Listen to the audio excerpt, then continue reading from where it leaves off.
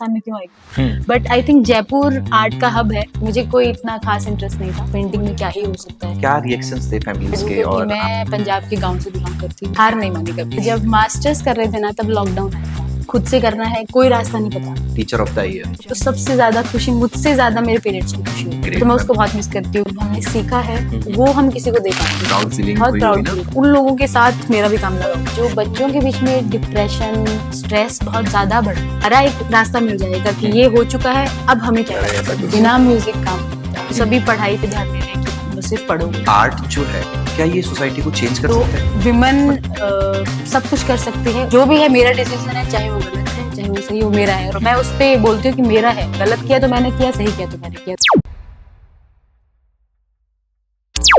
Actually हर painting के पीछे सिर्फ रंग नहीं होते, मैं आपको बताना चाहता हूँ। हर पेंटिंग के पीछे सिर्फ रंग नहीं होते, उसमें होती है कहानी, कुछ इमोशंस और कभी कभी पूरा स्ट्रगल।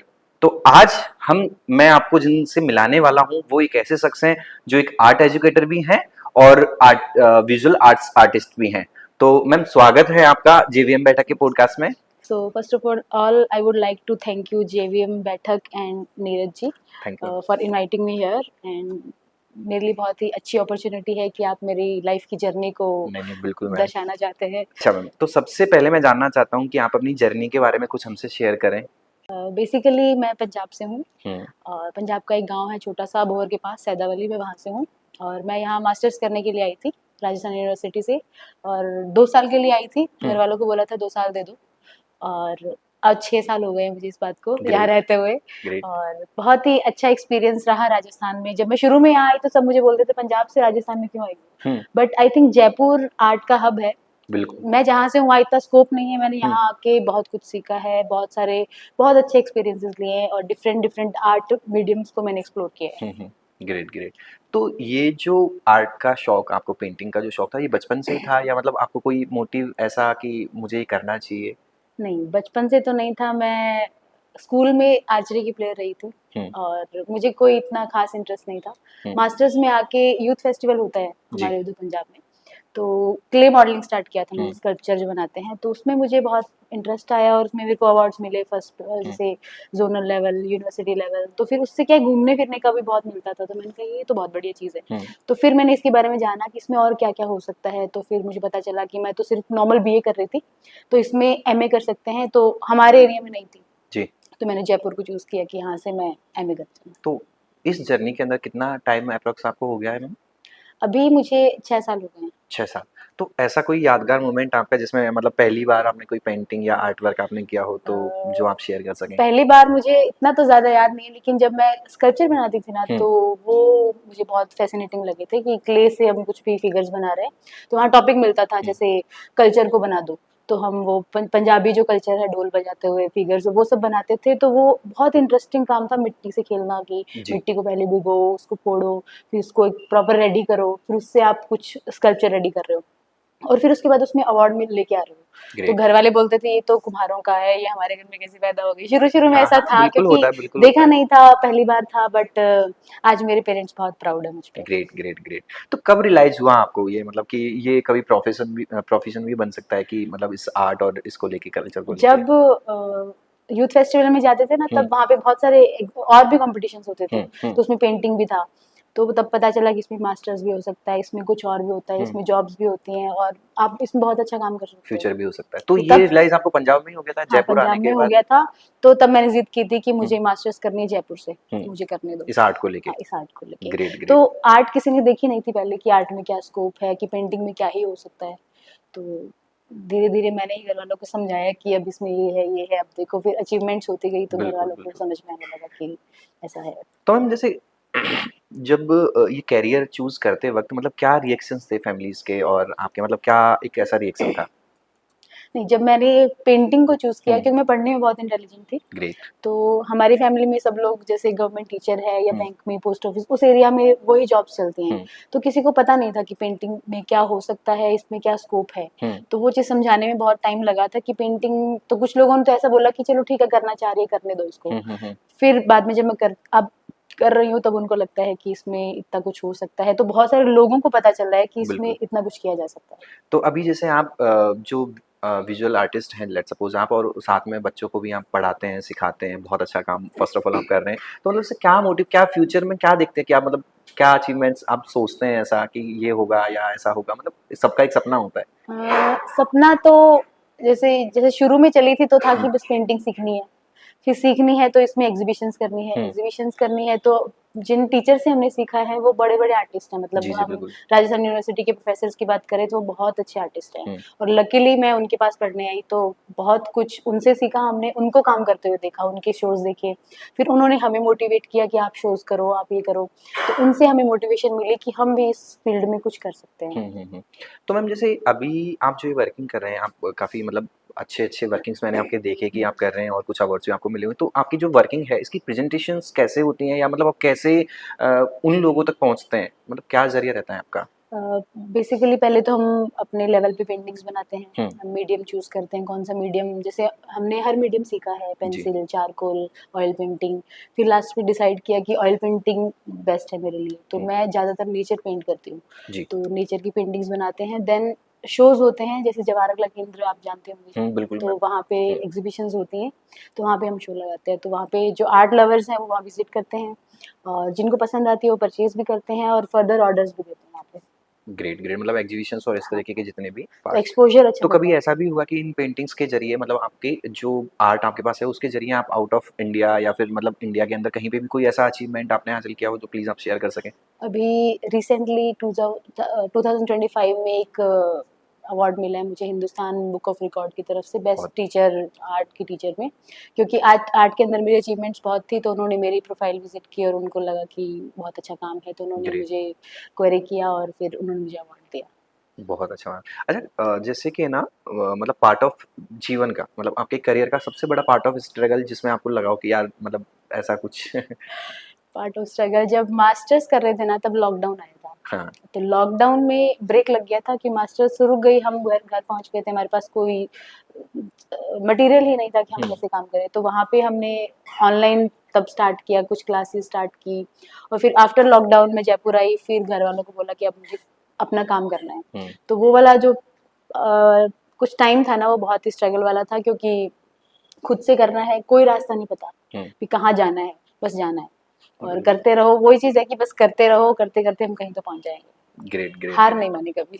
अच्छा, जैसे है ना अवार्ड्स आपको मिले और या फिर मैं कहूँ कि टीचर ऑफ द ईयर, तो मतलब ऐसा इसमें क्या फीलिंग्स थी? मतलब कैसा आपको लगा जब आपको कब ये अचीव्स मिले? बेस्ट फीलिंग मेरे को आज तक लाइफ में जो लगी है ना, जी। कि अगर मैंने कुछ किया तो सबसे ज़्यादा खुशी मुझसे ज़्यादा मेरे पेरेंट्स को खुशी होती है। ग्रेट मैम, पेरेंट्स को होती है। तो जब मैं उनको बताती हूँ कि पापा ये मिला है, ऐसे है, तो उनको बहुत खुशी होती है, उनके चेहरे की जो स्माइल है ना हुँ, वो हुँ। मेरे लिए शायद बेस्ट मोमेंट होता है कि भाई उनको खुश करती है। नहीं, बिल्कुल, और मेरे हिसाब से ये होना भी चाहिए क्योंकि कहीं न कहीं हम देखें तो सबसे पहली खुशी, और अगर मैं कहूँ कि जेन्युइन, क्योंकि देखिए दिखावटी तो हर कोई करता है, लेकिन आई थिंक ऐसा होता है कि अगर हमने कुछ अचीव किए हैं और हमारे पेरेंट्स उसमें मतलब खुश हैं उस चीज़ को लेके, तो आई थिंक इससे बेस्ट कुछ हो इससे नहीं बेस्ट सकता। कुछ नहीं हो बहुत सकता, अच्छा। बिल्कुल कुछ नहीं हो तो सकता। मतलब फर्स्ट एग्ज़िबिशन जो आपका था, उसमें क्या मतलब आपका एक्सपीरियंस था आपकी आर्ट्स को लेके और इन सब चीज़ों को लेके? पहला एग्जीबिशन तो मास्टर्स में आके हुआ था, हुँ। जब हम स्टूडेंट थे, तो स्टूडेंट की एक एग्जीबिशन होती है ललित कला अकादमी में, राजस्थान हुँ। यूनिवर्सिटी की तरफ से होती है, तो पहला एक्सपोजर था जब सब बच्चों का काम लगा था, ऐसा नहीं कि सिर्फ मेरा लगा था, हुँ। सभी हम क्लासमेट्स का और सीनियर्स का हुँ। काम लगा था, तो तब हमें पता चला था कि क्या हमारा पोटेंशियल है, हुँ। क्या हम और कर सकते हैं, और कैसा कैसा हम आगे चल के हमें मीडियम या कौन सी फॉर्म में कौन से मटेरियल पे काम करना है, हुँ। तो तो वो हमें। अभी जैसे आप जो ये आर्ट वर्क करते हैं, तो मतलब जनरली ऐसा होता है कि पार्ट ऑफ स्टाइल कहें या फिर मतलब किस प्लेटफ़ॉर्म पे या मटेरियल आप जो भी यूज़ करते हैं, कौन-सा आप ज़्यादा मीडियम करते हैं? हाँ। मीडियम मेरा ऑयल पेंटिंग रहता है और जी। कैनवस पे करती ये हूँ, कैनवास पे होता है कैनवस सारा, पे होता मतलब जो सारा होता है। तो है। आप ये तो मतलब मोस्ट ऑफ आप नेचर से नेचर रिलेटेड आपने मोस्ट बताया ऑफ। कि बनाते हैं, या फिर इसके अलावा भी कुछ ऐसे कॉन्सेप्ट्स हैं जिन पे आप वर्क बेसिकली करते हैं? मैं नेचर से इंस्पायर्ड हूँ, क्योंकि हुँ। मैं पंजाब के गांव से बिलोंग करती हूँ हुँ, हुँ। और हरियाली वाला गांव है, हमारे घर के पास जस्ट खेत शुरू हो जाते हैं, अगर आप पंजाब गए हो तो द्वारा बिल्कुल मैम मैं गया हूँ। बहुत खूबसूरत हाँ, और लैंडस्केप्स है नेचर। वहाँ के, तो वो मेरे को बहुत पसंद है, और यहाँ आके वो चीज़ें मुझे थोड़ा कम मिलती हैं, हुँ, तो हुँ। मैं उसको बहुत मिस करती हूँ कि कहीं ना कहीं वो बस वो वाला फील आ जाए कि बिल्कुल। सुबह सुबह मेरे ज्यादातर लैंडस्केप सुबह के या जो धुंध का व्यू दिखाते हैं सुबह सुबह की, तो वो हमारे खेतों के व्यू। टोटल ऑफ नेचुरल, हाँ, मतलब नेचर नेचुरल। से और रिलेटेड होता है। इसके अलावा मैं पोर्ट्रेट्स करती हूँ, ग्रेट। पोर्ट्रेट्स मुझे बहुत अट्रैक्ट करते हैं, और कमीशन वर्क्स भी मेरे पास पोर्ट्रेट्स के बहुत आते हैं। तो हम जैसे करियर, जैसे अभी आप रिसेंटली आई थिंक पूरा ये आर्ट वर्क ही देख रहे हैं, आप हाँ। टीचिंग वगैरह कर रहे हैं, तो मतलब आगे फ्यूचर करियर को लेके क्या प्लानिंग्स हैं आपकी? अभी तो मैं स्कूल में टीच कर रही हूँ, क्योंकि ये मुझे बहुत अच्छा लगता है कि जब हमने सीखा है वो हम किसी को दे पाएं। बिल्कुल, नहीं बहुत और अच्छा आर्ट है। एक ऐसा जरिया है कि किसी के इमोशंस को हम निकाल पाते हैं बच्चों के, कि वो कुछ चीजें नहीं बोल पाते हैं, वो हम आर्ट के जरिए निकाल सकते हैं। तो वो बहुत बड़ी एक अचीवमेंट लगती है मुझे कि मैंने सीखा, जो सीखा मैं सिखा रही हूँ। Great great. तो वो एक हाँ, बड़ी चीज और है। मतलब उनको बहुत अच्छा जो भी है हम स्टूडेंट्स को या फिर उनके फ्यूचर के लिए हम बता पा बिल्कुल रहे हैं, बिल्कुल बहुत अच्छी बिल्कुल। बात है। अच्छा, कोई जैसा ऐसा कोई मेमोरेबल जो मोमेंट्स आपका रहा हो पेरेंट्स को लेके, फैमिलीज को लेके, जब आपने ये वर्किंग स्टार्ट करी या कुछ आपने अचीवमेंट जब हासिल किए, तो कोई भी आप एक ऐसा कोई मोमेंट आप शेयर कर सकते हैं? इस क्वेश्चन का आंसर मैं आपको एक हरिवंश राय जी बच्चन जी की पोइट्री है हम्म, उससे देना चाहूंगी कि तू खुद की खोज में निकल, तू किस लिए हताश है, तू चल, तेरे वजूद की समय को भी तलाश है। बहुत अच्छा। तो अब जर्नी जब शुरू की थी तब नहीं पता था कि हम कहाँ जाएंगे, बट चल रहे हैं और कभी रुका नहीं कि काम हो रहा है नहीं हो रहा है, काम सेल भी हो रहा है नहीं, बस कर रहे हैं। तो अभी रिसेंटली मुझे हरियाणा गवर्नमेंट ने इनवाइट किया था, great. Women and child welfare society ने। तो वहाँ पे उन्होंने सम्मानित करने के लिए बुलाया था, और एक पेंटिंग उनका टॉपिक था वुमेन एम्पावरमेंट पे। तो वहाँ पे मैंने पेंटिंग बनाई थी, और वो बहुत ज़्यादा पसंद की गई। उनके वहाँ पे डिस्ट्रिक्ट कलेक्टर और सब RS IAS ऑफिसर्स थे, तो उनके बीच में मैं अब तक स्टूडेंट थी, तो हम कभी उस रो में नहीं बैठे थे कि हम आगे बैठ रहे हैं। तो मैं जब वहाँ एंटर हुई सब बैठे थे, मैं थोड़ा सा लेट थी, तो मैं पीछे बैठी, तो सर कहते नहीं मैम आप उनके साथ बैठो। तो मैंने कहा सर पक्का? तो वो मोमेंट मेरे लिए बहुत था, क्योंकि हम अब तक स्टूडेंट हैं, तो हम अपने आप को कभी बड़ा फील ही नहीं कर पाए कि नहीं, नहीं, हम बिल्कुल कुछ सही है। बहुत अच्छा कर रहे हैं, कि हम उन लोगों के साथ सम्मानित या बड़े लोगों के साथ बैठे।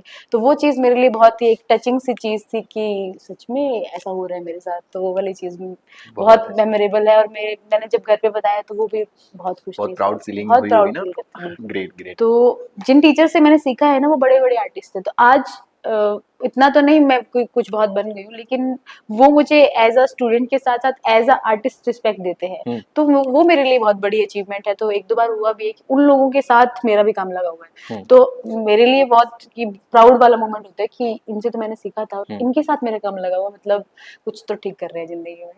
नहीं नहीं, बहुत अच्छी बात है इस। ग्रेट। अच्छा, आज के टाइम में मतलब आपके नज़रिए से आर्ट एजुकेशन है जो क्या मायने रखती है, मतलब क्या आप इसके बारे में बताना चाहें? आज के टाइम में जो बच्चों के बीच में डिप्रेशन, स्ट्रेस बहुत ज़्यादा बढ़ रहा है, तो आर्ट उसको निकालने का ज़रिया है। क्योंकि अगर हम आर्ट में पेंटिंग है, म्यूज़िक है, डांस है, हम सबको इंक्लूड करके चलते हैं। तो इन चीज़ों पे जैसे मैं जिस स्कूल में हूँ, उन पे फोकस बहुत किया जाता है, क्योंकि बच्चे बहुत सारी चीज़ें नहीं बताते हैं। तो वो चीज़ें आर्ट के थ्रू निकलती हैं, हम कलर्स दे देते हैं कि आपको ये बनाना है। तो वो उसमें अपनी वो इमोशंस निकाल देते हैं जो वो किसी को कह नहीं पाते, ना वो अपने पेरेंट्स को कह पाते हैं, ना वो अपने दोस्तों को कह पाते हैं। वो चीज़ें आर्ट के थ्रू उनसे निकलती है। अच्छा, क्या आर्ट बच्चों के कॉन्फिडेंस और मेंटल जो हेल्थ को भी इम्प्रूव करता है? बिल्कुल, बिल्कुल। क्या? आर्ट जैसे फॉर एग्ज़ाम्पल किसी बच्चे को मैंने काम दिया कि आपको ये बनाना है, और कोई बाउंड्री नहीं कि तुम्हें पर्टिकुलर सेम चीज़ बनानी है, नहीं, तुम बनाओ।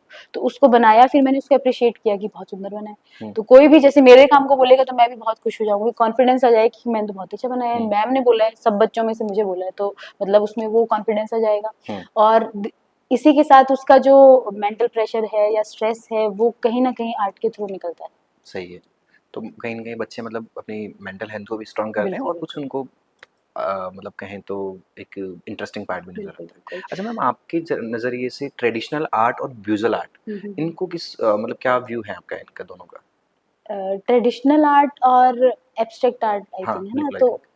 उसका अगर हम कंपेयर करें तो कोई कंपैरिज़न, दोनों अपनी जगह एक अपनी पहचान रखती हैं। ट्रेडिशनल आर्ट जो हमारे पूर्वज आर्टिस्ट करते आए हैं, जैसे अगर हम मास्टर्स में स्टडी करते हैं तो हमारा सिलेबस बिल्कुल प्री हिस्टोरिक से स्टार्ट होता है। तो हमें धीरे-धीरे पता चलता है कि क्या कहाँ से कला शुरू हुई है, कहाँ से शुरू में लोग काम करते आए थे, कौन-सा मीडियम उन्होंने यूज़ किया, फिर किस-किस धरातल पे काम किया उन्होंने।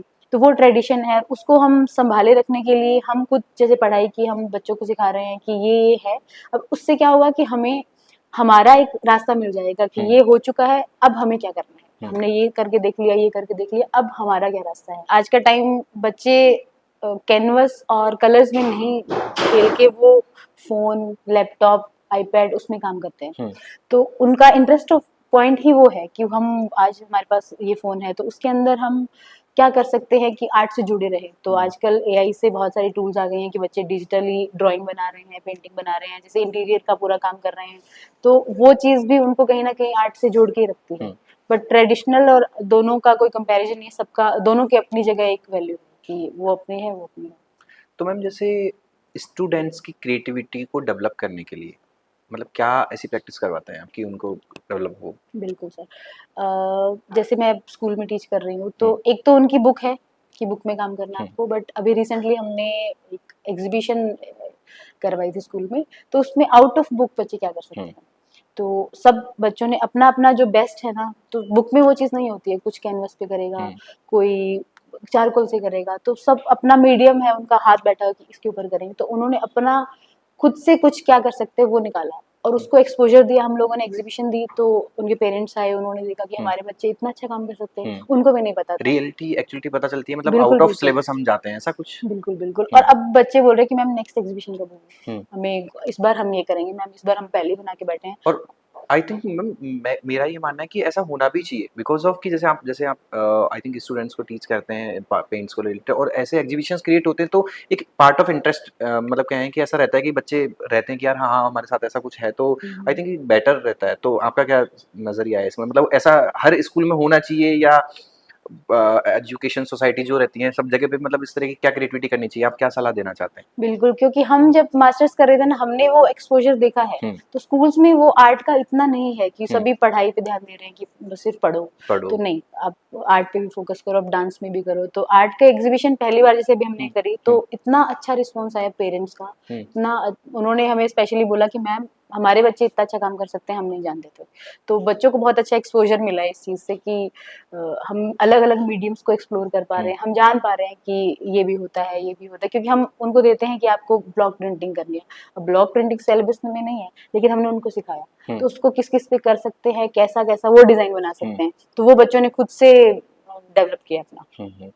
तो जो आर्ट जो है क्या ये सोसाइटी को चेंज कर सकता है, मतलब जो भी कल्चर है थिंकिंग ऑफ पार्ट जो भी है तो? बिल्कुल बिल्कुल सर, आर्ट ही है जो सोसाइटी को चेंज कर सकती है। जैसे क्योंकि आर्टिस्ट और राइटर पार्ट ऑफ आर्ट है, कुछ चीजें हम बोल के नहीं बता पाते हैं। तो पोस्टर्स बनते हैं और कुछ राइटर्स पोइट्रीज करते हैं, तो उनको पढ़ के लगता है कि हम बोल तो नहीं सकते लेकिन बोल तो सही रहा है। तो उन चीजों को लागू होने लग जाती है चीजें लोगों की जिंदगी में। तो आर्ट इसमें बहुत इंपॉर्टेंट रोल निभाता है। कोई भी अगर धरना या कुछ भी होता है उसके अंदर पोस्टर्स बनते हैं, कोटेशंस लिखी जाती है, तो वो एक पार्ट ऑफ आर्ट है और वो क्रिएटिविटी है। वो ही है जो लोगों को मोटिवेट करती है कि हाँ हम ये भी तो सही बोल रहे हैं, आर्टिस्ट सही बोल रहे हैं। शुरू में कई बार ऐसा होता है क्रिटिसाइज भी होते हैं, बट एक जरिया है इसको एक्सप्रेस करने का। बिल्कुल बिल्कुल। अच्छा हम कोई ऐसी पेंटिंग पेंटिंग जो आपने बनाई हुई हो और कोई एक बहुत अच्छा सा सोशल मैसेज देती हो, कोई ऐसा आप शेयर करें? अभी एक वर्कशॉप में बनाई थी मैंने पेंटिंग वुमेन एम्पावरमेंट पे जी। तो एक लेडी है उसमें, वो अपना बैग और अपना लैपटॉप लेके खड़ी है और वो मल्टीटास्किंग है। वो अपना घर भी देखते हैं, अपने बच्चे भी देखती है, फैमिली को भी देखती है, वो जॉब भी कर रही है। तो विमेन सब कुछ कर सकती है, उसको अगर हम खुला छोड़ें कि आप करो कुछ भी करो। तो वो बहुत अच्छा मैसेज उसमें था पेंटिंग में और उसको बहुत सराहना मिली थी पेंटिंग को। क्या मैडम कभी भी ऐसा होता है कि क्या कोई आर्ट वर्क इमोशनली जो इम्पैक्ट करता हो? सबसे ज्यादा मुझे कोई इम्पैक्ट करता है वर्क तो वो होते हैं मेरे लैंडस्केप्स। लैंडस्केप्स मतलब ऐसा होता है कि मैं उस मोमेंट को जी रही हूँ और जो देखता है वो मुझे सेम वही पॉइंट ऑफ व्यू उनका मिलता है कि मैम ऐसे लग रहा है हम उसी पर्टिकुलर लोकेशन पे खड़े हैं। और जैसे मैं उस मोमेंट को जी के बनाती हूँ, वैसे कोई विजुअल जो कर रहा है उसको वो भी वही चीज महसूस करता है। तो जैसे आप ये जो नेचर पेंटिंग्स आपने बताया कि ज़्यादा आप करते हैं कैनवास पे जो भी है, तो ये पर्टिकुलर मैं जानना चाहता हूँ कि उस समय आपका जो फोकस रहता है, मतलब आपके माइंड में ऐसा क्या चल रहा होता है कि मतलब मुझे इसमें ये क्रिएट करना है और इससे मतलब कोई भी देखे तो ये वाइब्स आए, मतलब आपकी क्या फीलिंग्स रहती हैं उस समय या क्या फोकस रहता है आपका? बेसिकली मुझे पहाड़ जैसे बहुत पसंद है, हम्म, बादल बहुत पसंद बहुत है। अच्छा। तो मेरी पेंटिंग में सबसे पहले आपको बादल बहुत अट्रैक्ट करेंगी, हम्म, बादल बहुत अच्छे बनाए हैं आपने, हम्म, फिर दूर का व्यू धीरे धीरे पास में आता जाएगा तो आप उस ओवरऑल व्यू को एंजॉय कर पाएंगे। तो आप आपने देखा होगा मेरा वर्क, उसमें आपको ये चीज महसूस होगी, हम्म। नेचर। तो इसमें जैसे मैम जैसे आप नेचर बनाते हो, नेचर मोस्ट प्रोबेबली ग्रीन और बादल समथिंग ब्लू स्काई ब्लू ऐसा कुछ रहता है, तो इसमें कुछ ऐसे फेवरेट कलर्स भी हैं जो आप मतलब कुछ और क्रिएट करना चाहें आपके, जिस जो आई थिंक बेटर प्रेजेंटेशन देते हो? कलर्स तो मोस्टली मिक्स होके बनते हैं, बट हम्म, कुछ कुछ चीजें हैं जैसे अभी मैंने पहाड़ बताया, बादल हम्म, बताया, तो वो मेरे पसंदीदा चीजें हैं कि वो मेरे नेचर में होनी ही होनी चाहिए। अभी रिसेंटली क्या हुआ था, एक श्री गंगानगर में मुझे हम्म, इनवाइट किया था वर्कशॉप के लिए, तो लाइव पेंटिंग बनानी थी वहाँ पे। हम्म, तो एक्रेलिक से मैंने शुरू की, वैसे मैं ऑयल से करती हूँ, वो एक्रेलिक से बन रही थी। हम्म, तो वहाँ पे ठंड का व्यू था, थोड़ा धुंध का व्यू था, हम्म, तो मेरे बाद मेरी पेंटिंग में बादल जरूर होते हैं, हम्म। तो मैंने बादल बनाए। जैसे ही बादल बनाया, थोड़ा सा लैंडस्केप कंप्लीट हुआ तो बारिश आ गई। ग्रेट। तो वो बोलते मैम आपने बादल बनाया है तो बारिश आ गई, वरना बारिश नहीं आती। तो वो कैसे रिलेट हुआ, वो था नहीं, क्रिएट कर दिया, बट वो नेचर के साथ रिलेट हो गया। बिल्कुल, बिल्कुल। तो ये पेंटिंग्स बनाते टाइम मतलब हर कोई जैसे कोई भी वर्क अगर वो कर रहा है तो जैसे सबका एक तरीका होता है अपना करने का, तो मतलब आपके अकॉर्डिंग कोई भी काम करते समय मतलब जैसे अभी आप पेंटिंग बना रहे हैं तो उस समय में आपको साइलेंस चाहिए या मतलब आपका कोई ऐसा हो कि नहीं थोड़ा-थोड़ा म्यूज़िक प्ले होता रहे ऐसा कुछ? बिना म्यूजिक काम नहीं होता। हाँ, मैं वही पूछना चाह रहा था तो मतलब ऐसे म्यूजिक मैंडेटरी है, और वो भी स्लो म्यूजिक, जो पुराने ट्रेडिशनल गाने हुँ, हैं। हुँ, धीरे धीरे म्यूजिक बहुत बढ़िया वाला होना हुँ, हुँ। चाहिए, तभी काम होगा, वरना काम नहीं हो पाता। शांति में मतलब ये पेंटिंग्स नहीं हो नहीं, सकती। मेरा तो बिना गाने के काम नहीं होता। ग्रेट, ग्रेट मैं वही पूछना चाहता अच्छा कोई भी एक ऐसा कोई मोमेंट हो जो स्टूडेंट्स मतलब जब आप पढ़ा रहे हैं और उनके साथ कभी ऐसा हुआ हो जो मेमोरेबल हो या आई मीन मतलब आपको लगे कि यार ऐसा होना भी चाहिए और ऐसा कुछ? अभी रिसेंटली जैसे मैं 6th 7th 8th को पढ़ाती हूँ, अच्छा। तो 7th क्लास की एक बच्ची आई मेरे पास, उनके लास्ट आर्ट पीरियड था, हुँ, तो उसने मुझे प्रॉपर लेटर बना के दिया। और मुझे मजाक से हटके मुझे बहुत सारे लेटर्स मिलते हैं आज भी, हुँ, मतलब फोन वाले टाइम में मैसेज भी आ सकता है, लेकिन बच्चे मुझे लेटर बन लिख के देते प्रॉपर अपना, और मैम किसी को पढ़ाना नहीं। तो उसने लिखा कि ma'am can you please teach in next class also, you are my favourite teacher. तो वो एक मेरे लिए बहुत इमोशनल था कि वीक में एक ही क्लास आती है आर्ट की, हाँ। बट स्टिल स्टूडेंट्स मुझसे इतना कनेक्ट है कि वो बोल के नहीं कह पा रहे हैं, हुँ, लेकिन उसने प्रॉपर लेटर कवर के साथ बना के दिया कि मैम ये आपके लिए, आप अकेले पढ़ना इसको। तो वो मेरे लिए बहुत ही एक टचिंग सा मोमेंट था कि हुँ। बच्चे मुझसे इतना प्यार करते हैं। नहीं, नहीं बहुत अच्छा है, बहुत अच्छा। लेकिन मैम मैंने क्या देखा ना कि आर्ट वर्क को जल्दी से लोग इतना इंटरेस्ट नहीं लेते पता नहीं क्यों? मतलब मेरे को ऐसा लगा कि आज की जनरेशन में समझ लीजिए या जैसे भी है, पर कहीं न कहीं मैं खुद भी बहुत आर्ट का मतलब ऐसे समझिए कि मतलब मेरा फेवरेट है, मैं भी बहुत करता हूँ, पर इतना कोई फ़ेमस या कोई मतलब सिर्फ़ फ्री टाइम का मेरा एक शौक है अगर कहूँ तो। अब ये मैं आपसे जानना चाहता हूँ कि आपके नज़रिए से आज की जनरेशन में मतलब जो स्कूलों में जो भी पढ़ाई होती है, हर स्कूल में भी आई थिंक इतना ध्यान नहीं देते हैं। तो आपके अकॉर्डिंग इसकी कोई पर्टिकुलर संस्था होनी चाहिए या हर स्कूल में ऐसा बनना चाहिए एक प्रोडक्शन मतलब जो भी है कि आर्ट वर्क मतलब आर्ट से रिलेटेड स्टडी होनी चाहिए? नहीं, अभी तो आजकल जो प्राइवेट स्कूल्स है, जयपुर के हुँ, स्कूल्स में मैंने देखा है, क्योंकि इंटर स्कूल बहुत होते हैं, हुँ, तो आर्ट के कॉम्पिटिशन्स होते हैं हुँ, बकायदा, तो बच्चे उसकी प्रैक्टिस करते हैं, टॉपिक्स मिलते हैं, अलग अलग मीडियम, जैसे नहीं हुँ, कि सिर्फ एक ही चीज कैनवस पे बना दे, नहीं, अलग अलग मीडियम्स पे इनके हुँ, कॉम्पिटिशन्स होते हैं। और स्कूल्स बहुत फोकस कर रहे हैं, और सीबीएसई ने भी हुँ, आर्ट एफिलिएटेड कर दिया है कि आर्ट हर एक उस सब्जेक्ट में होनी चाहिए कहीं होनी ना कहीं। चाहिए, बिल्कुल होनी चाहिए। बिल्कुल होनी चाहिए कि हुँ, बच्चे सिर्फ पढ़ रहे हैं ऐसा नहीं है, उसमें कहीं ना कहीं कला को वो ला रहे हैं बीच में। और कहीं न कहीं इमोशंस तो क्रिएट इमोशन होते ही हैं आर्ट क्रिएट से। होता है, बिल्कुल। तो जैसे ये जो आर्ट वर्क है, इसमें मतलब आप ये कहना चाह रहे हैं कि अभी नहीं मैंने कहीं देखा है कि कई स्कूल्स में इसको रिप्रेज़ेंट नहीं करते हैं आई थिंक आर्ट्स को। ऐसा हो सकता है कि स्कूल्स के वेरिएशंस का फ़र्क पड़ता है या क्या मतलब? ऐसा तो जैसे कुछ पेरेंट्स भी अभी हैं, जैसे हुँ, क्या है, आर्ट ही तो है। हुँ, बहुत सारे लोग बोलते हैं कि आर्ट ही तो है, आर्ट क्या है? तो वो चीज़ मैंने शुरू में फेस की है ना, कि हुँ, मुझे मेरे घरवाले भी बोलते थे, घरवाले या रिश्तेदार, कि हुँ, आर्ट ही तो है, इसमें क्या, पेंटिंग में क्या कर लेगी? हुँ, तो उनको उस चीज़ का मतलब नहीं पता कि आर्ट होती क्या है, हुँ, या उससे क्या सुकून है। तो वो धीरे-धीरे डेवलप हो रहा है। आज के टाइम में मैं देख रही हूँ कि लोगों में ये चीज़ बहुत जागरूकता आ रही है हुँ। आर्ट को लेके। तो फ्यूचर को लेके मैं जस्ट क्वेश्चन जो है कि आज अपनी जनरेशन समझ लीजिए या अपने छोटे-बड़े जो भी, तो मतलब क्या फ्यूचर देख सकते हैं इसके अंदर वो मतलब किस अकॉर्डिंग अपना माइंडसेट कर सकते हैं? आर्ट के अंदर? बेसिकली तो आर्ट स्ट्रेस रिलीव करने के लिए है कि आप चाहे आप उसको प्रोफेशनली नहीं करें, आप बस करो और उसके जैसे ही आपका आर्ट वर्क कंप्लीट होगा, आपको जो फील होगा वो आप एक्सप्रेस भी नहीं कर पाओगे, लेकिन आप बहुत रिलैक्स्ड फील करोगे। तो मेरा मानना है कि सबको ट्राई करना चाहिए कि जो वर्कशॉप्स हो रही है आजकल, अलग अलग जगह पे बहुत सारी वर्कशॉप्स होती हैं, तो हाँ। आपको अटेंड करनी चाहिए। तो आपको समझ में आएगी आर्ट और आपको वो इंटरेस्ट डेवलप होगा कि अच्छा ये कैसे होता है, ये वाली टेक्निक कैसे होती है। क्योंकि हम सिखाते हैं तो हम देखते हैं ऐसे लोग आते हैं और हर एज के लोग आते हैं, बच्चे भी आते हैं, एज्ड लोग भी आते हैं सीखने के लिए कि हमें ये पर्टिकुलर चीज सीखनी है। तो ये चीज धीरे धीरे डेवलप हो रही है। तो आज जैसे किसी को अपना करियर अगर इसके अंदर हम्म। बनाना है तो मतलब कहाँ से उसको स्टार्ट करना चाहिए? कोई ऐसे पर्टिकुलर कोई आप ऐसे कोई सेपरेट स्टेप्स या बता सकते हैं, या कोई क्या प्रैक्टिस उनकी होनी चाहिए? ये अभी जैसे 11th-12th में सब्जेक्ट आता है कमर्शियल आर्ट पेंटिंग, सीबीएसई में ये सब्जेक्ट है, हर एक बोर्ड में ही ये सब्जेक्ट है। उसके बाद इसका पर्टिकुलर कोर्स है बीएफए है और उसके बाद मास्टर्स के लिए एमएफए है और इसके अंदर आप नेट क्लियर कर सकते हो, पीएचडी कर सकते हो। इसमें आगे पूरा स्कोप है, आप टीचिंग लाइन में जा सकते हो, अपना इंस्टीट्यूट कर सकते हो और फ्रीलांसिंग कर सकते हो। वो आपके ऊपर है कि आप अपना कितना पोटेंशियल दे पा रहे हो या आपका कितना इंटरेस्ट है। मैम जैसे आर्ट को अगर कोई भी स्टूडेंट्स अपना करियर बनाना चाहता है तो मतलब कोई 3 एडवाइस आप उनको देना चाहेंगी? हाँ, बिल्कुल। आज के टाइम में बच्चे बहुत ना जल्दबाजी में करते हैं कि अभी हमने सीख लिया तो हमें अभी रिजल्ट मिले, ऐसा नहीं होता है। और स्पेशली आर्ट में तो बिल्कुल नहीं होता है कि आपको प्रोसेस बाय प्रोसेस सीखना पड़ेगा, काम देखना पड़ेगा, एग्जीबिशंस लगाओगे, हो सकता है 1-2 एग्जीबिशंस में कोई काम पसंद भी ना करे, कोई खरीदे भी ना, पर ऐसा नहीं है कि आप छोड़ दोगे। डिमोटिवेट होते हैं, डेफिनेटली मैं भी हुई थी कि मैं सही तो कर रही हूँ क्या?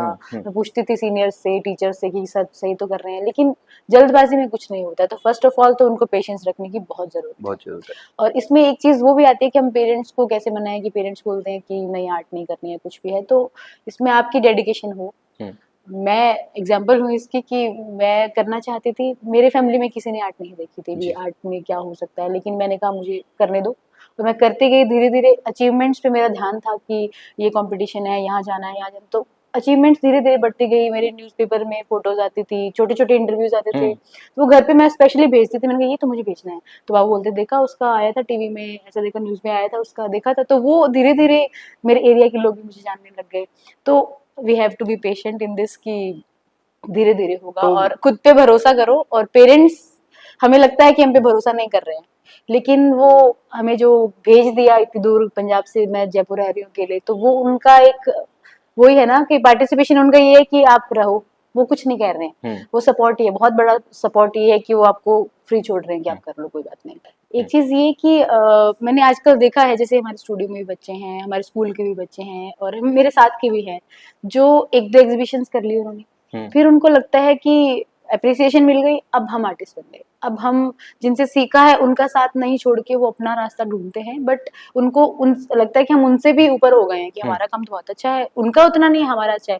तो उनमें कहीं ना कहीं वो घमंड आने लग जाता है, तो वो उनको ऊपर उठने नहीं देता। एक बार को आप ऊपर उड़ोगे, लेकिन फिर अचानक से बहुत जोर से गिरोगे। तो आप अपने अंदर कभी भी एक घमंड नहीं आने दो कि मैं तो ये कर लिया, वो कर लिया। 1-2 एग्जीबिशन से कुछ नहीं होता है, आपको जिंदगी भर काम करना पड़ेगा। जैसे एक आर्टिस्ट है जतिन दास सर, उनको हम किताबों में पढ़ते हैं, तो उनका एक इंटरव्यू था, अभी आए हुए थे वो यूनिवर्सिटी में। तो उनको एक बच्चे ने बोला कि सर मैं आर्टिस्ट हूँ। सर उनको बोले कि रुको बेटा, मैं भी नहीं बोलता हूँ, मैं इतना बूढ़ा हो गया हूँ, मैं कला का विद्यार्थी हूँ, पर मैं आर्टिस्ट नहीं हूँ, मैं अभी सीख रहा हूँ। आप अभी से ही बोल रहे हो कि मैं तो आर्टिस्ट हूँ। तो आपने पहले ही वो वाली सीढ़ी तो पार ही कर लेना कि अब तो जब हमें घमंड आ गया तो हम सीखने का तो वो छोड़ ही दिया हमने कि हम सीख नहीं सकते, क्योंकि हमारे अंदर आ गया मैं तो पता नहीं क्या ही हूँ। तो वो चीज नहीं आनी चाहिए, और आपको डाउन टू अर्थ रहना चाहिए। बेस कि हम कहाँ से आए हैं और कहाँ जाएंगे वो हम नहीं तय कर सकते, बट हमें चलते रहना, कहीं पे रुकना नहीं।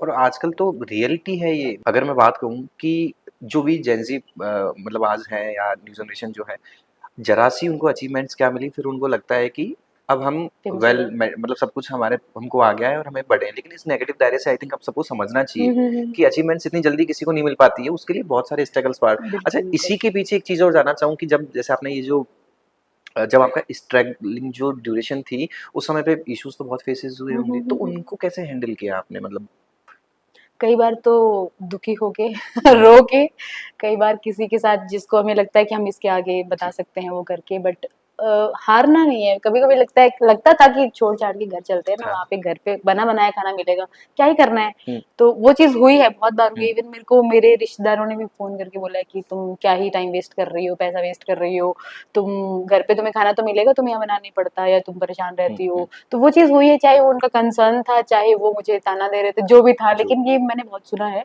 बट मैंने कभी हारा नहीं कि हम्म, नहीं मैं ये नहीं कर सकती, नहीं करते हैं कोई बात नहीं, थोड़े दिन और ट्राई करते, थोड़े दिन और ट्राई करते हैं, तो धीरे पेशेंस धीरे। रखा, बिल्कुल बिल्कुल, पेशेंस बहुत बहुत बहुत जरूरी जरूरी, है, बहुत बिल्कुल। जरूरी है। अच्छा मैम, जैसे एक और चीज़ थी कि आजकल के जो स्टूडेंट्स हैं, मतलब एक एज होने के बाद में, या मैं तो कहूँ कि आज सोशल मीडिया के दौर में ना हर कोई इतना अपडेटेड हो चुका है कि छोटे-छोटे बच्चे भी हर चीज़ से बहुत अवेयर हैं। हम्म, लेकिन उसका दूसरा कारण एक नेगेटिव जो मैं देखता हूँ कि वो जानने की वजह से बहुत डिप्रेशन में भी आता है। कई तो ऐसा देखा है कि किसी भी परेशानी से रिलेटेड सुसाइड्स भी कर लेते हैं। तो आपके नज़रिए से मतलब उन किस तरह से सोचना चाहिए हर चीज़ को, चाहे वो स्टडी से रिलेटेड हो या हम्म। किसी आर्ट से रिलेटेड हो, तो मतलब आपका क्या एक मैं एडवाइस आप देना चाहो मतलब ये उनके लिए? ये चीज जैसे हम स्कूल में है ना, तो मैं बहुत अच्छे से आंसर कर सकती हूँ इस चीज का, कि बच्चों को हम देखते हैं आपस में कंपटीशन है, हुँ, इसके तो ज्यादा नंबर है, इसका एक नंबर कम कैसे हो गया। हुँ, तो वो चीज उनको बहुत स्ट्रेसफुल लगती है। हुँ, और कई बार पेरेंट्स का भी प्रेशर रहता है कि मार्क्स आने चाहिए तुम्हारे, तो वरना हम वो चीज उनको डर है पेरेंट्स का, हुँ, क्योंकि हम देखते हैं कि हम तुम्हारे पेरेंट्स को बताएंगे तो वो बोलते हैं नहीं नहीं मैम पेरेंट्स को मत बताना। हुँ, तो वो चीज कि बच्चों को डरा के नहीं रखो पहली बात तो। हुँ, और ये डर नहीं आने दो कि ज्यादा नंबर आ गए, इतने नंबर आ गए। तुम अपने बच्चों को आप बहुत खुश रखो कि ठीक है ना, जितने तुम्हारे हुँ, आ रहे हैं बहुत बढ़िया आ रहे हैं।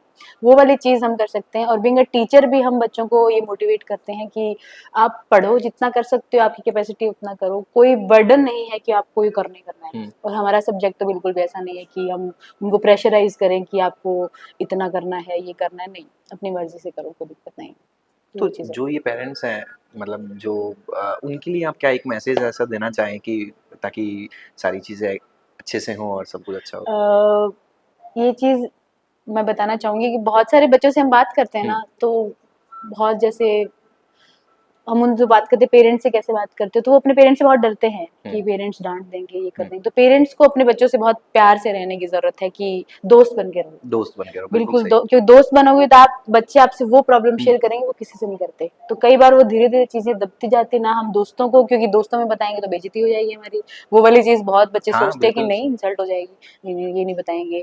या कई बार होता है, बहुत सारे बच्चे हमारे पास भी हुँ, आते हैं, जैसे सब्जेक्ट है हमारा आर्ट या स्पोर्ट्स वाले, हुँ, तो उनके हुँ, साथ बच्चे थोड़े फ्रैंक होते हैं। तो बहुत सारी चीजें हमें भी बताते हुँ, हैं कि मैम आपसे एक बात करनी थी, तो वो हमारे पास आते हैं, तो हम हुँ, सुनते हैं, उनको प्यार से समझाते हैं कि आप पेरेंट्स से बात करो। फिर उनके पेरेंट्स को भी हम बात करते हैं कि आपके बच्चे को ये है, तो आप उसको प्यार से डील करो। हुँ। तो वो चीज़ है कि बच्चे, पेरेंट्स अपने बच्चों से बहुत प्यार से रहें। और एक और बात जो मैं आपसे पूछना चाहता हूँ कि जैसे अ, आप ये जो आर्ट वर्क कर रहे हैं, अब ऐसा होता है कि मैम मोस्टली आप रूरल एरिया से आई थिंक बिलॉन्ग करते हैं, गाँव आपने बताया पंजाब में, तो वहाँ के लोगों की सोच आई थिंक यहाँ तक नहीं पहुँच पाती है इतनी जल्दी। और आप सिटी आए, आपने इन सब चीज़ों को, शहर में आप पिछले 4-5 साल से रह रहे हो, तो आपने इन सारी चीज़ों को समझा, अचीव्स भी आपने बहुत किए, तो कभी भी जब जैसे आप अपने गाँव जाते हैं, तो उनका क्या नज़रिया रहता है देखने का? शुरू में तो ऐसे सुनती ही थी मैं कि क्या कर रही है या जो भी है, हुँ, क्योंकि कोई पता नहीं था। अब हुँ, धीरे धीरे अचीवमेंट्स है, इवन मैं नहीं जानती हूँ लेकिन मेरे एरिया के लोग मुझे जानते हैं। हुँ, रिसेंटली भी एक हुआ था इंसिडेंट, मैं जयपुर के लिए बस स्टैंड पे खड़ी थी, तो बस नहीं आ रही थी, तो एक गाड़ी जा रही थी, कपल था उसमें, तो मेरा भाई कहता एक जा तो वहीं रहे हैं, बस स्टैंड तुम्हें छोड़ देंगे, मैंने कहा नहीं। तो वो रुकी और उसमें से एक लड़की उतरी, तो कहते आप प्रियंका हो ना, मैंने कहा आप कैसे जानते हो, आप पेंटिंग करते हो ना, मैंने कहा अरे भाई मेरे फैन फॉलोइंग, ग्रेट। उनका आपको कैसे, मैंने आपका देखा ना इंस्टाग्राम पे, और कोई तो स्टेटस लगाता आपके, आप बहुत, आपको अभी अवार्ड मिला था। मैंने कहा भाई, मैंने कहा मेरे भाई को फैन फॉलोइंग भी है मेरी। तो वो वाले मोमेंट्स, मुझे नहीं पता कि मुझे लोग जानते हैं, लेकिन मुझे जानते हैं लोग। तो वो नहीं, नहीं। चीज मेरे घर वालों को कहीं ना कहीं से पता चलता है कि उनकी बेटी काम कर रही है। और शुरू में जैसे एग्जाम्पल मेरी ऐसे दी जाती थी, हमारे फैमिली में एक हाँ, दूर हाँ। की एक लड़की को पेंटिंग में कुछ करना था, तो हमारे परिवार में कोई चाचा ही लगते हैं, वो बोलते कि वो पापा का नाम लेके कि उनकी बेटी कर रही है पेंटिंग, क्या कर लेगी उसमें से, अच्छा हुँ, पढ़ के हुँ, बैंक में हुँ, लग जाती, टीचर लग जाती, क्या ही कर लेगी। तो उस लड़की ने मुझे कैसे अप्रोच किया कि मैं देखूं तो सही वो लड़की कौन है जो पेंटिंग कर रही है। तो उसने मुझे, मेरा कहीं से नंबर ढूंढा और मुझे बात की कि मुझे आपसे पेंटिंग सीखनी है, क्योंकि मैंने सुना है कि आप काम कर रहे हो और आप कुछ तो अच्छा कर रहे हो कि वो आपके बारे में ऐसी बात कर रहे हैं। तो फिर वो धीरे धीरे वो भी काम करने लगी, तो मुझे बहुत अच्छा लगा, और मैंने मेरे पापा को भी बताया कि वो मुझसे इंस्पायर हो रही है। बहुत सारे लोग हैं जो इंस्पायर होते हैं और पापा के पास भी आते हैं कि अब बताओ आपकी बेटी पेंटिंग कर रही है तो क्या हम बच्चों को पढ़ाएं, कौन से कॉलेज में भेजें। तो वो धीरे धीरे अब उनकी सोच में डेवलपमेंट आ रहा है। इवन मेरे घर वालों की सोच में भी बहुत डेवलपमेंट है, तो बहुत सपोर्ट करते हैं वो मुझे। तो बहुत ये अच्छा। बहुत बड़ी अचीवमेंट है मेरी कि वो लोग इतना सपोर्ट कर रहे हैं और इतना प्राउड है कि मैं बहुत खुश हूँ इस चीज़ से। तो मैडम इतनी सारी जो अचीवमेंट्स और वर्किंग करने के बाद में कोई मतलब कभी आपको क्या रियलाइज़ हुआ ऐसा कि बहुत अच्छा लगा कि ये मेरा सही डिसीज़न था और पार्ट ऑफ कोई भी किसी भी पार्ट से रिलेटेड मतलब कोई आप कुछ शेयर करना चाहें? मुझे ऐसा लगता है कि मेरा ज़िद करना बहुत सही था कि हुँ, मुझे करना है। और बहुत लोगों ने बोला था नहीं करना, लेकिन मुझे था कि मुझे करना है। हुँ, करके देख लेते, नहीं हुआ। मेरा ये मानना है हर चीज़ में लाइफ में, ऐसा नहीं कि सिर्फ पर्टिकुलर इस टॉपिक पे, हुँ, कि जो भी है मेरा डिसीजन है, चाहे वो गलत है चाहे वो सही, वो मेरा है और हुँ, मैं उस पे बोलती हूँ कि मेरा है। गलत किया तो मैंने किया, सही किया तो मैंने किया। तो वो चीज़ हर इंसान में होनी चाहिए, इतना कॉन्फिडेंस कि हम उसको, गलत के ऊपर भी हम खड़े हैं, सही के ऊपर भी हम खड़े हैं कि हाँ मैंने किया है। हुँ। तो वो चीज़ मुझे लगता है कि ज़िद्दी होना बहुत ज़रूरी है, मतलब जुनून जुनून एक होना जो है बहुत वो ज़रूरी बहुत है। ज़रूरी है जीवन में बिल्कुल, अगर बिल्कुल। कुछ अचीव करना है तो और ये वाक़ई में सही भी है कि होना चाहिए। तो मैडम आपसे बातें करके बहुत अच्छा लगा। आज हमें और बहुत कुछ जानने को भी मिला हमारी ऑडियंस को।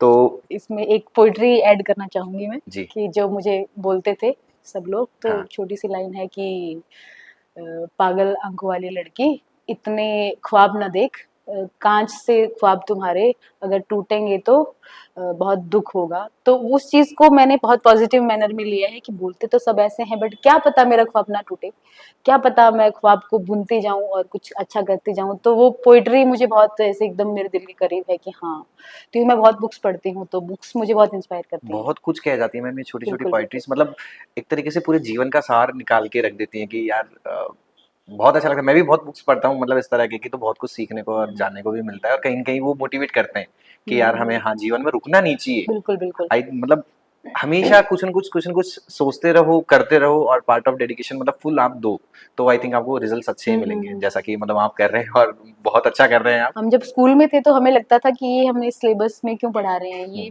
वाला चैप्टर क्यों है, ये पोएट्री क्यों है, इसको हम एक्सप्लेन क्यों कर रहे हैं। लेकिन अब वो लाइफ में कहीं न कहीं असर छोड़ती हैं। हुँ, तो मुझे याद है 6th-7th में एक पोएट्री थी रॉबर्ट फ्रॉस्ट की, वॉकिंग थ्रू द वुड्स। तो हुँ, उसमें उसकी लास्ट की लाइन थी कि the woods are lovely dark and deep, but I have promises to keep and I have miles to go before I sleep. कि हुँ, मुझे अभी बहुत सारा चलना है आराम करने से पहले। जीवन में बहुत सारी चीजें हैं जो हमें फैसिनेट करती हैं हुँ, कि हम रुक के एंजॉय कर लें। ऐसा नहीं कि एंजॉय ही नहीं करें, बट हम जैसे सक्सेस है, सक्सेस को हम बहुत ज्यादा जीने लग जाते हैं कि भाई हम पता नहीं क्या ही बन गए, तो हम वहाँ गैप डाल देते हैं, कुछ टाइम हम कुछ काम नहीं करते हैं। तो वो नहीं करना है, हमें आगे आगे चलते रहना है। तो ये पोइट्री मुझे हमेशा इंस्पायर करती है कि miles to go before I sleep. और ये जवाहरलाल नेहरू जी की पसंदीदा पोइट्री होती थी, उनकी कॉपी में उनके बेंच पे लिखी रहती थी पोइट्री। हाँ, तो पोएट्री बहुत कुछ कहती है जैसा आप मतलब आप बता रहे हैं, बयाँ कर रहे हैं और सीखने को भी बहुत कुछ मिलता है इन सब से। बिल्कुल। बहुत अच्छा है। तो बेसिकली मैं हवा महल के आगे बैठती हूँ, तो मैं अक्सर वहां जाके बैठती हूँ हुँ, और वो मेरी पसंदीदा जगह है। तो हुँ, वहां पे मैंने उसको देखते हुए, उस उन झरोकों को देखते हुए एक कविता लिखी है, थोड़ा जी, सा मैं हाँ, आपको पेश प्लीज़, करना प्लीज़, प्लीज़। चाहूंगी। हाँ, जरा पूछो एक बार इस झरोकों के महल से, इतने झरोके बनाए किसने? हुँ, क्या सच में हवा ही राज है, या गुजरे दौर की यादों के निशान हुँ, है? क्या सच में बिना नींव की दीवार है? क्या सच में बिना नींव की दीवार है? ऐसा बोला जाता है हुँ, हुँ। कि हवा महल बस एक बिना नींव की दीवार है, दीवार जी, नहीं है। जी, बिल्कुल, बिल्कुल। तो क्या सच में बिना नींव की दीवार है, या किसी विश्वास की नींव है? कितनी आंधियों से टकराया होगा, कितने ही तूफान आए हैं। क्या हिम्मत से डटे हो, या बस हिम्मत ही साथ है? किसी का इंतजार है तुम्हें, हुँ, जो यूं मुस्कुराए हो, या इस चमक के पीछे भी कोई गम छिपाए हो, या इस चमक के पीछे भी कोई गम छिपाए हो। बहुत तो ये मेरी कन्वर्सेशन थी हवा महल नहीं, के साथ। बहुत अच्छी थी और थैंक यू मतलब सो मच। एक वज़न जिसे कहे ना कि बहुत तारीफ़ें काबिल। Thank you thank so you much. So much. तो मैडम बहुत अच्छा लगा आपसे बात करके। थैंक यू आज सो हमने जो बातें करी मैम के साथ वो पैशन और पेशेंस दोनों से रिलेटेड हैं और जीवन में जो सक्सेस अगर पानी है ना तो जुनून जो है बहुत ज़रूरी है। तो थैंक्स मैम हमारे साथ थैंक बने यू सो रहने के लिए मच। और आप आपको हमारी बुलाने के प्रेयर लिए बहुत बहुत धन्यवाद। ये मेरे लिए बिल्कुल। एक बहुत बड़ी अपॉर्चुनिटी थी नहीं, नहीं कि मैम बिल्कुल। मैं ऐसा शूट कर पाई और अपने बारे में बोल पाई। तो थैंक यू सो मच। इसी तरह के एपिसोड्स और बहुत सारी जानकारी लेने के लिए जुड़े रहिए जेवीएम बैठक के साथ। देखते रहिए, लाइक करें और सब्सक्राइब करें। Thank you.